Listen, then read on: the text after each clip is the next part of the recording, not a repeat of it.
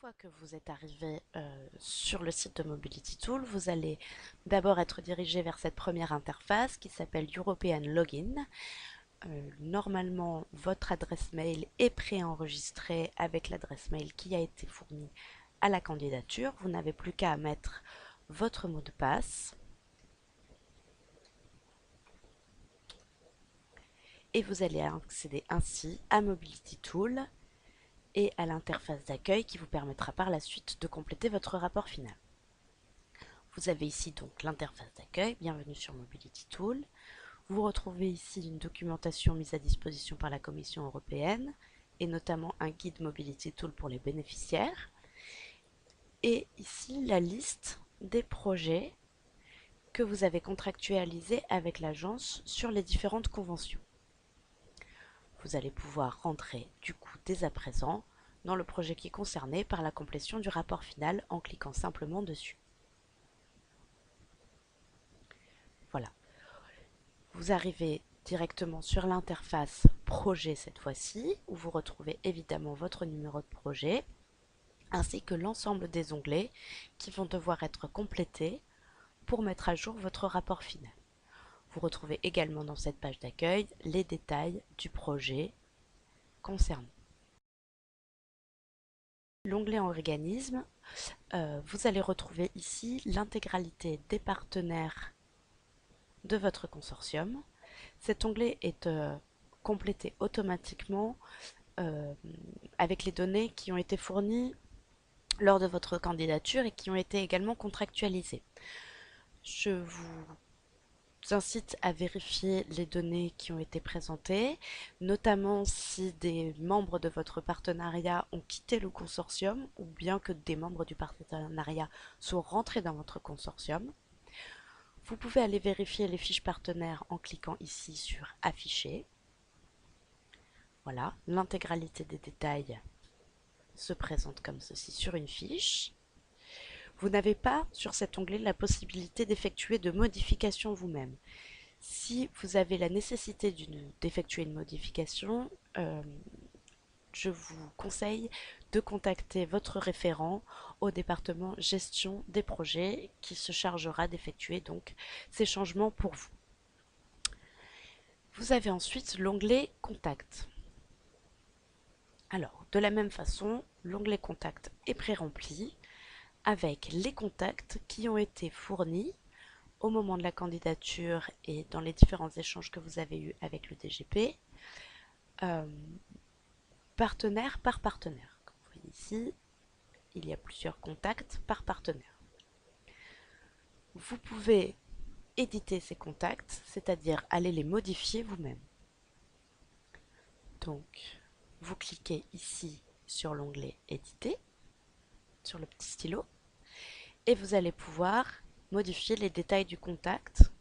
Université, vous pouvez changer le nom, vous pouvez changer l'adresse électronique, vous pouvez modifier s'il s'agit du représentant légal ou d'un contact préféré, et vous pouvez surtout modifier l'accès au projet, c'est-à-dire accès à l'édition du projet, accès au projet en lecture seule ou bien pas d'accès au projet du tout. Vous sauvegardez ces données et cela se modifie automatiquement dans la ligne. Vous pouvez également, pour un partenaire, créer un nouveau contact si nécessaire en cliquant ici sur la petite fiche créée. Une nouvelle fiche contact va s'afficher. Vous aurez alors à choisir l'organisme et indiquer l'intégralité des mentions pour lesquelles les valeurs sont requises. De la même façon, vous allez pouvoir choisir le niveau d'accès au projet. Vous continuez à compléter l'ensemble des données valeurs requises jusqu'à pouvoir enregistrer les données. Le nouveau contact se créera automatiquement.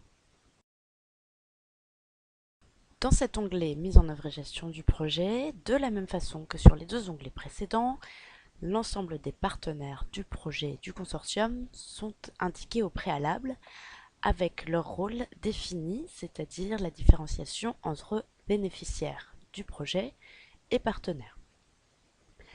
Il va vous être demandé ici d'aller indiquer le montant alloué partenaire par partenaire sur les frais de gestion et de mise en œuvre de votre projet. Pour ceci, il vous suffira de cliquer sur le stylo pour pouvoir éditer les fiches. Alors vous voyez ici précomplété pour le premier partenaire, le bénéficiaire 18 000 euros, puis 9 000 euros pour le second partenaire. Vous cliquez de la même façon sur le stylo éditer et vous indiquez le montant des frais de gestion et de mise en œuvre pour le partenaire concerné. Voilà, vous répétez l'opération pour l'ensemble des partenaires du projet. Vous ne pourrez pas, dans ces onglets-là, dans ces mentions-là, indiquer de montant supérieur à ce qui vous a été octroyé au contrat. En revanche, vous pouvez indiquer un montant inférieur. Si tel est le cas, nous vous demandons de bien vouloir indiquer dans cette petite partie ici les raisons qui vous ont conduit à nous déclarer un montant inférieur à ce qui avait été prévu à votre contrat pour le partenaire concerné. Nous passons ensuite à l'onglet Réunion transnationale. Dans cet onglet-là, il va vous être demandé de créer l'ensemble des réunions transnationales de votre consortium. Alors, vous voyez ici une première réunion transnationale a été créée. Je vais vous montrer à présent comment créer une seconde réunion transnationale. Vous cliquez ici sur le bouton Créer. L'identifiant de la réunion s'implémente automatiquement par ordre numéraire. Vous allez indiquer ici le titre de la réunion,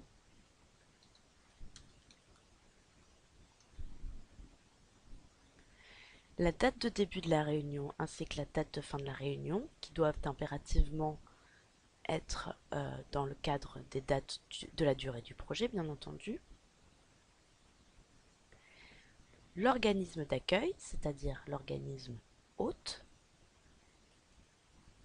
le pays d'accueil et la ville d'accueil s'agrémentent automatiquement. Vous cliquez sur Enregistrer et vous allez pouvoir par la suite indiquer le nombre de participants à cette réunion transnationale, partenaire par partenaire. Vous avez donc ici la partie participants qui vient d'apparaître. Vous allez cliquer sur Créer. Vous retrouvez en en-tête l'identification de la réunion, l'organisme d'accueil, le titre, etc. Et vous allez créer un formulaire participant, partenaire par partenaire. Vous indiquez ici le nombre de participants, l'organisme d'envoi, le pays et la ville s'implémentent automatiquement. Vous allez indiquer ici la tranche kilométrique. Alors, pour être certain de la tranche kilométrique, vous allez cliquer sur le lien ici du calculateur de distance, qui est l'outil de référence mis à disposition par la Commission européenne. Un onglet s'ouvre automatiquement et vous allez indiquer ici le point de départ et le point d'arrivée pour obtenir la bande kilométrique.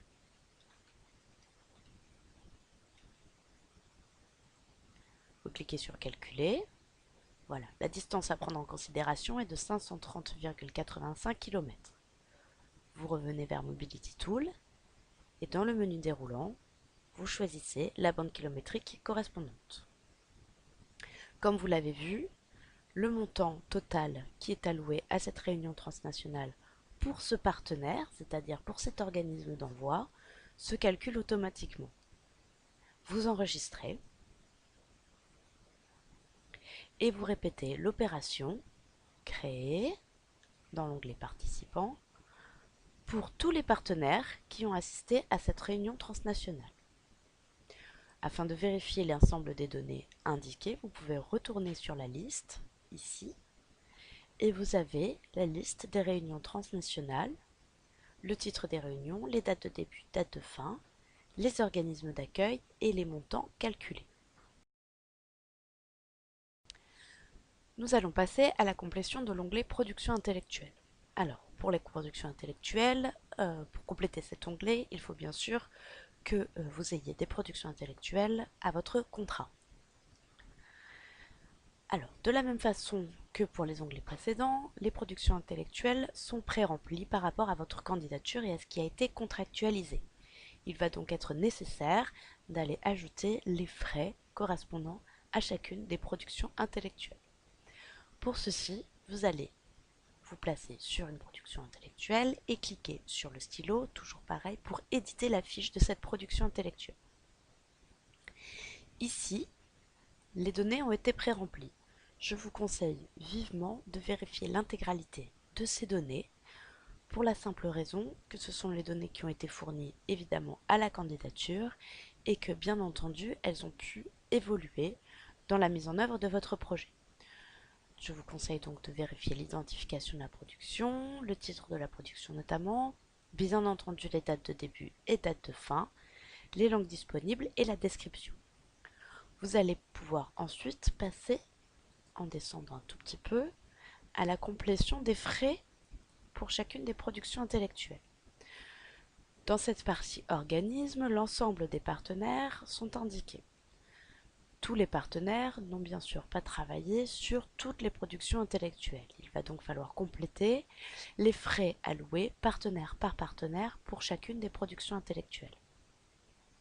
Vous allez donc sélectionner le partenaire concerné par ces frais, cliquez ici sur éditer. Le partenaire est donc indiqué automatiquement ainsi que le pays et donc les taux journaliers qui sont alloués à ce pays-là.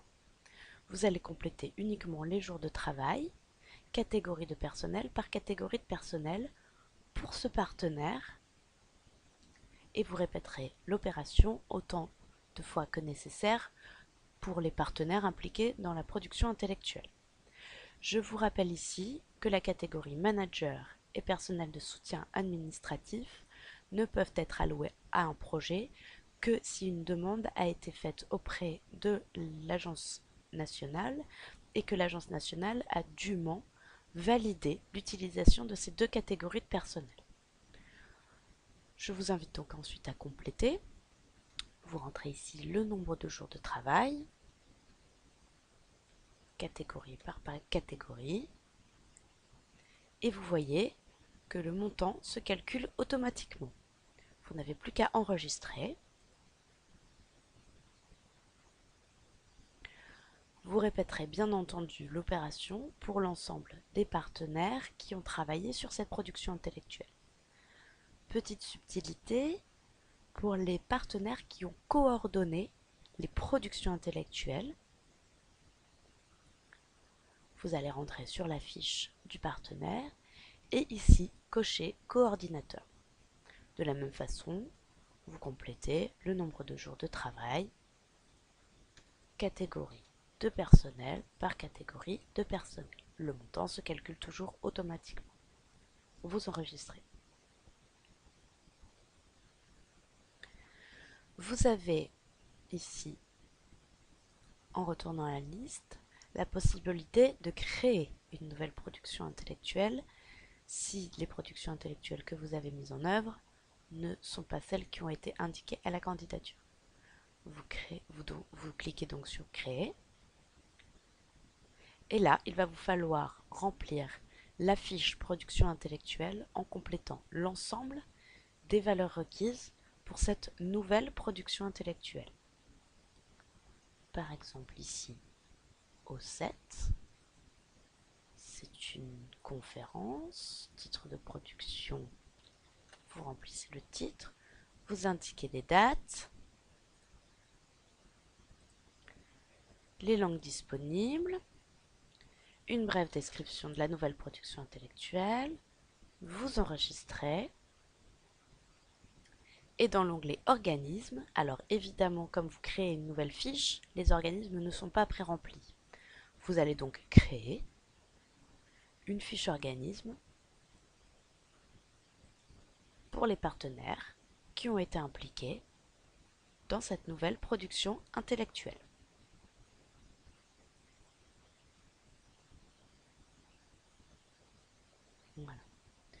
Vous retournez à la liste. Vous voyez, la nouvelle production intellectuelle a été créée ici. Vous avez également la possibilité de supprimer une production intellectuelle qui n'aurait finalement pas été mise en œuvre. Pour ceci, vous cliquez sur Effacer.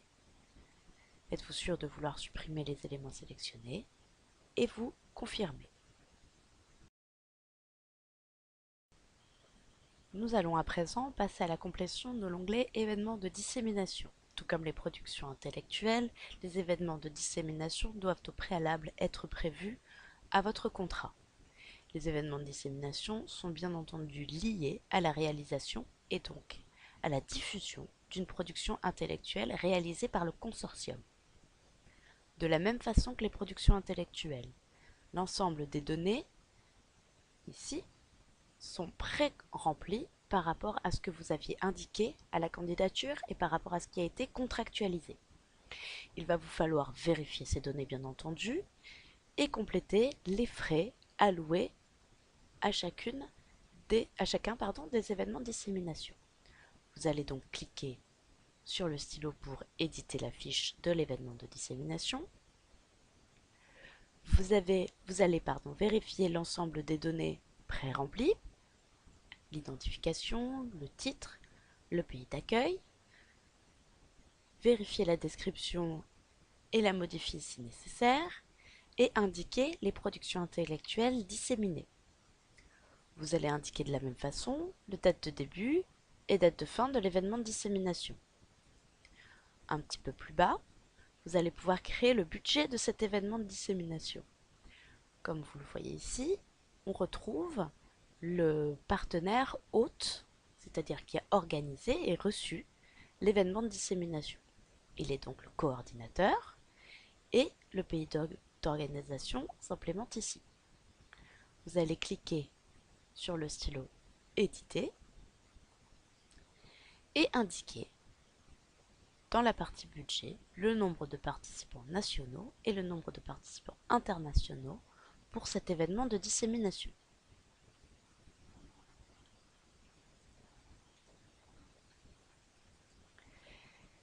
Les montants se calculent automatiquement. Vous n'avez plus qu'à enregistrer. Si vous retournez à la liste, vous voyez que l'événement de dissémination, le budget a été indiqué à la suite. Vous pouvez également créer un nouvel événement de dissémination. Pour ceci, vous cliquez sur le bouton Créer et vous allez devoir compléter l'ensemble des valeurs requises. L'identifiant, le titre de l'événement, le pays d'accueil, une description de l'événement de dissémination, indiquer bien entendu la production intellectuelle qui a été disséminée, les dates de cet événement de dissémination et enregistrer. Ensuite, vous descendez et dans la partie budget, vous allez créer les frais associés à cet événement de dissémination. Vous cliquez sur Créer. Vous sélectionnez l'organisme hôte.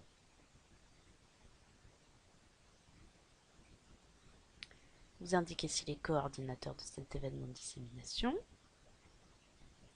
Et vous indiquez le nombre de participants nationaux et le nombre de participants internationaux.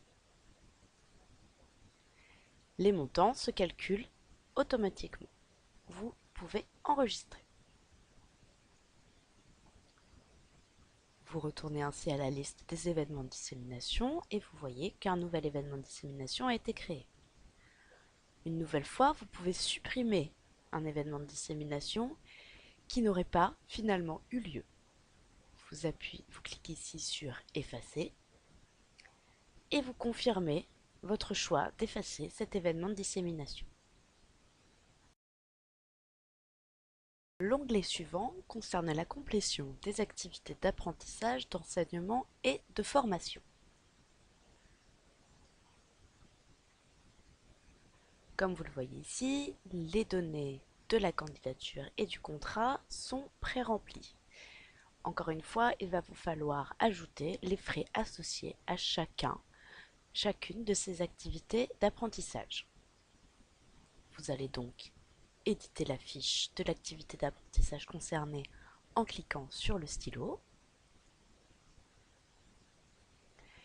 Je vous invite, comme pour les éléments précédents, à vérifier les données pré-remplies avec le numéro d'activité, le type d'activité, la description de cette activité d'apprentissage. Puis, vous allez devoir créer, participant par participant, une fiche qui va reprendre les frais associés. Vous allez devoir répéter cette opération pour l'ensemble des participants ayant suivi cette activité d'apprentissage. Vous cliquez sur Créer. L'activité concernée apparaît ici en en-tête et vous allez devoir compléter les valeurs requises notamment. Alors, l'identité du participant, son prénom, son nom. Vous avez ensuite un identifiant de mobilité qui s'est installé ici automatiquement.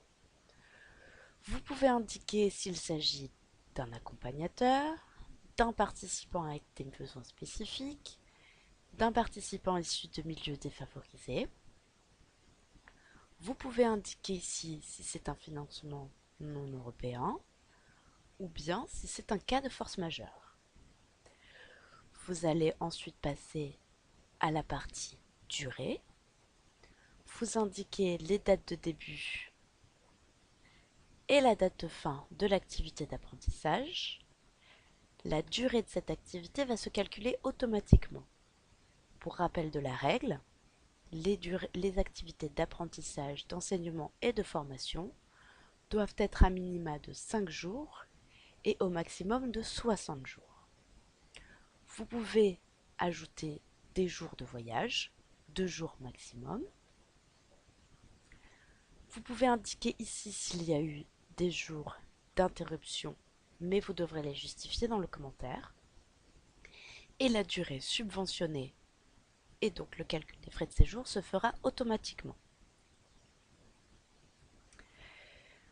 Vous allez ensuite indiquer dans la partie depuis vert quel est l'organisme d'envoi, c'est-à-dire l'organisme dont est issu le participant. Le pays d'envoi et la ville d'envoi se complètent automatiquement.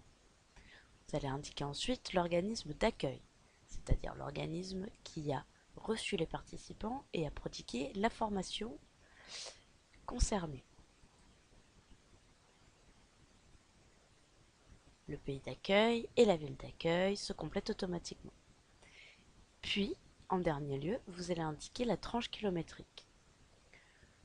Vous allez cliquer sur le calculateur de distance, qui est l'outil de référence de la Commission européenne pour indiquer les tranches kilométriques. Un nouvel onglet s'ouvre automatiquement. Vous indiquez ici la ville de départ, la ville d'arrivée,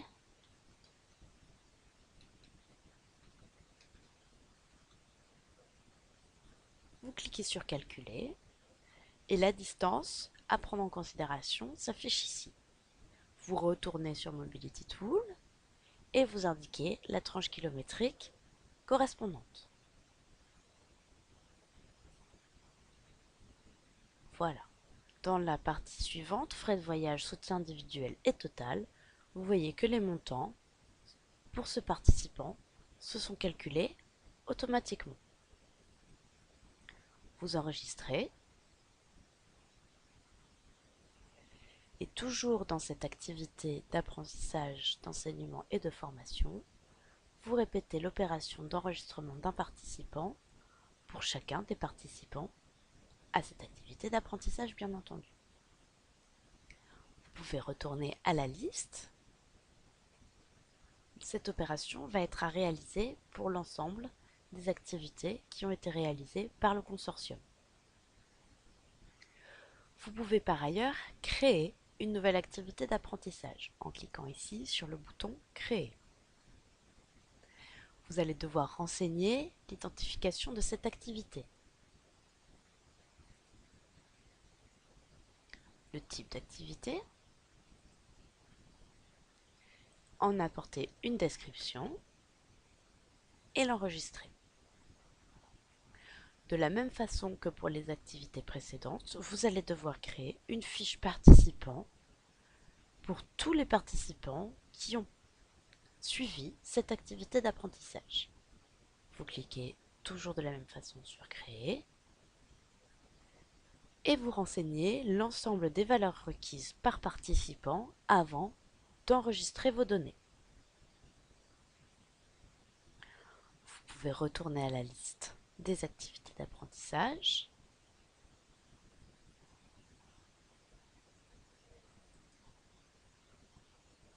Vous retrouvez ici l'ensemble de vos activités et vous avez la possibilité de supprimer des activités d'apprentissage qui n'auraient pas été réalisées lors de la mise en œuvre du projet. Vous cliquez ici sur Effacer et vous confirmez votre choix. L'onglet suivant concerne la complétion de frais liés à des personnes concernées par des besoins spécifiques. Vous allez cliquer sur l'onglet Frais de besoins spécifiques. Cet onglet peut être complété à tout moment, que vous ayez eu ou non des frais de besoins spécifiques alloués à votre contrat, toujours en restant dans l'enveloppe globale qui vous a été allouée pour votre projet. Vous pouvez donc créer une fiche besoin spécifique, vous indiquer l'organisme concerné, le nombre de participants concernés par ces besoins spécifiques, le coût total des besoins spécifiques et vous indiquez ici une description des besoins spécifiques. Vous enregistrez. Vous répétez l'opération autant de fois que nécessaire, organisme par organisme. Les coûts exceptionnels doivent être prévus au préalable dans votre contrat. Vous allez créer une fiche par catégorie de coûts exceptionnels. Attention, les coûts exceptionnels doivent être justifiés au moment du rapport final par une facture. À chaque facture doit correspondre l'enregistrement d'un coût exceptionnel. Vous allez cliquer ici sur Créer. Vous indiquez l'organisme concerné par ce coût exceptionnel. Vous indiquez le coût réel total, c'est-à-dire le coût qui est indiqué sur la facture que vous allez présenter au rapport final.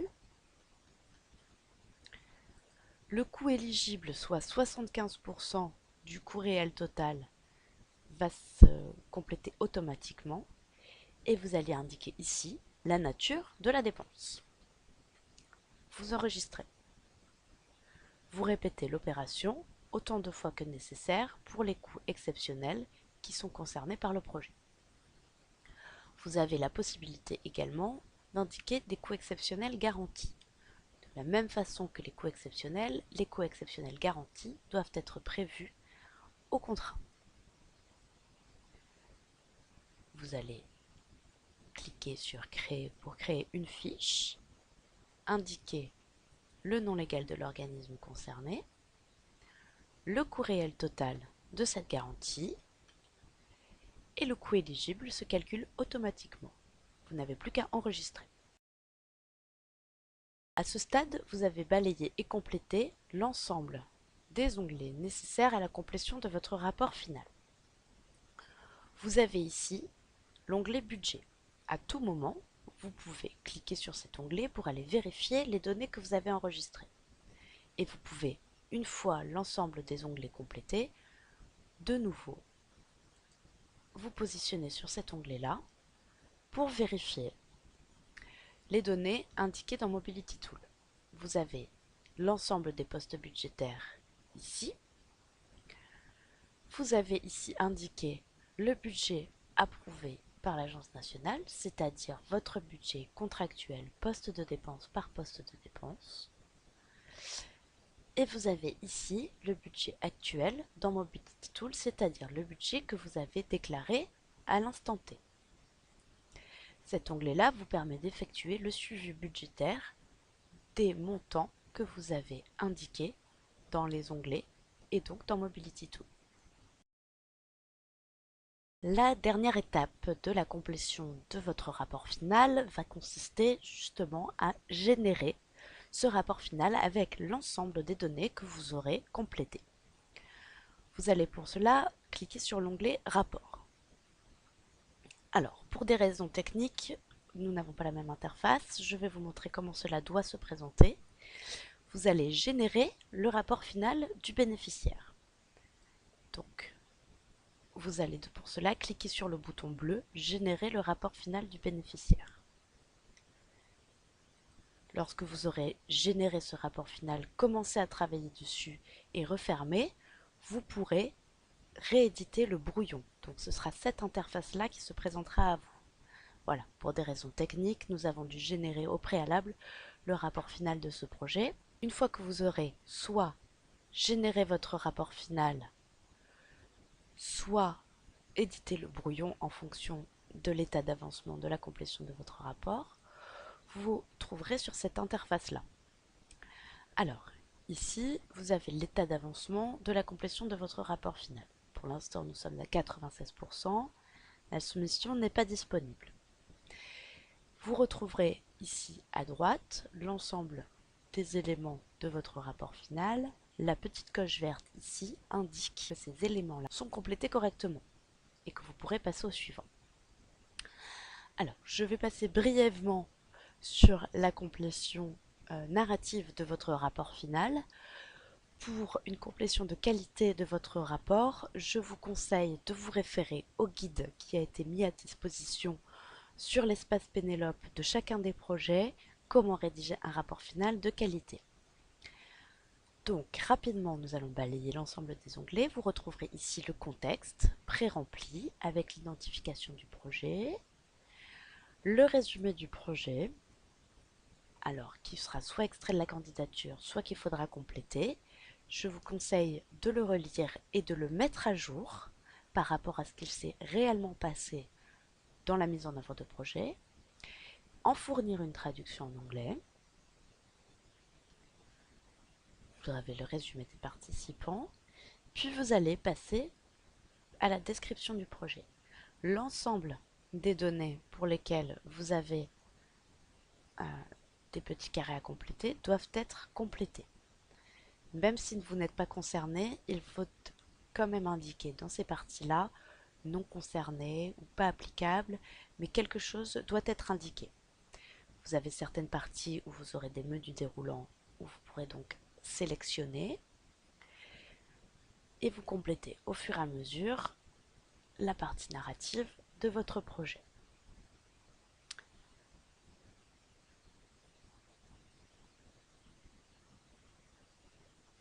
Les productions intellectuelles sont indiquées et pré-remplies. Les événements de dissémination.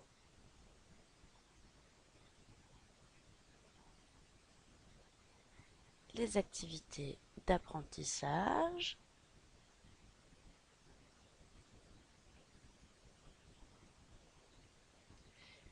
Le profil des participants.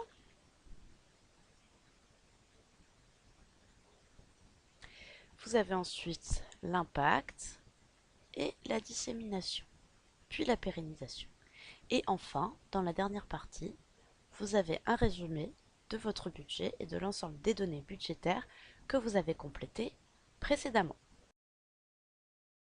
Une fois que vous aurez complété l'intégralité des parties narratives de votre rapport final, vous pourrez procéder à la dernière étape en ajoutant des annexes que vous souhaitez voir apparaître au rapport final ou bien encore celles qui sont obligatoires. Je vous rappelle par exemple que si vous avez des coûts exceptionnels déclarés, les factures doivent être téléchargées en annexe de votre rapport pour que votre rapport final soit recevable. Je vais donc vous montrer comment procéder. Vous cliquez ici sur Annexe et en sélectionnant par ce bouton les fichiers, vous allez pouvoir ajouter les annexes que vous souhaitez voir apparaître à votre rapport. Une dernière étape va être la déclaration sur l'honneur. Vous devez intégrer à votre rapport final une déclaration sur l'honneur signée par votre représentant légal. Pour ceci, vous cliquez ici sur télécharger la déclaration sur l'honneur. Vous allez pouvoir enregistrer sur votre bureau un fichier PDF, l'imprimer, le faire signer par votre représentant légal, le scanner et ainsi le télécharger en l'ajoutant au fichier. Vous allez cliquer ici, télécharger la déclaration sur l'honneur, et il faudra également marquer ce fichier comme étant celui qui contient la déclaration sur l'honneur, en cliquant ici. Une fois cette opération terminée, vous pourrez démarrer la soumission. En cliquant sur la petite fenêtre ici, démarrer la soumission. Cette fenêtre ne sera accessible que lorsque votre rapport final sera complété à 100%. On démarre donc la soumission. La déclaration sur l'honneur, signature du bénéficiaire, elle est bien présente. Je peux passer à l'étape suivante. J'accepte les informations sur la protection des données. Ici, vous avez une liste de points de contrôle qui va apparaître. Cette liste de points de contrôle va vous permettre de vérifier que vous avez bien procédé à l'ensemble des étapes nécessaires à la soumission d'un rapport final complet. Si vous avez bien effectué ces étapes, vous pouvez cliquer ici pour que l'ensemble des étapes apparaissent comme fait. Et ainsi passer à la prochaine étape. La prochaine étape étant la soumission de votre rapport final. Vous allez donc confirmer la soumission de votre rapport en cliquant sur Soumettre le rapport final du bénéficiaire. Les données s'envoient au logiciel de l'Agence nationale.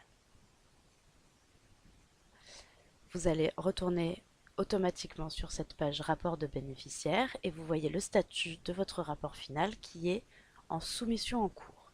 Quelques instants plus tard, une fois qu'il sera véritablement soumis, il apparaîtra ici en statut soumis. Voilà, j'espère que ce tutoriel vous aura été utile. Je vous rappelle que sur votre espace Pénélope, des guides papier sont téléchargeables et à votre disposition. Le guide de complétion du rapport final, un guide pour vous aider à compléter la partie narrative de façon qualitative et un guide qui vous aidera à la complétion de la plateforme i+PRP. Je vous remercie de votre attention. Au revoir.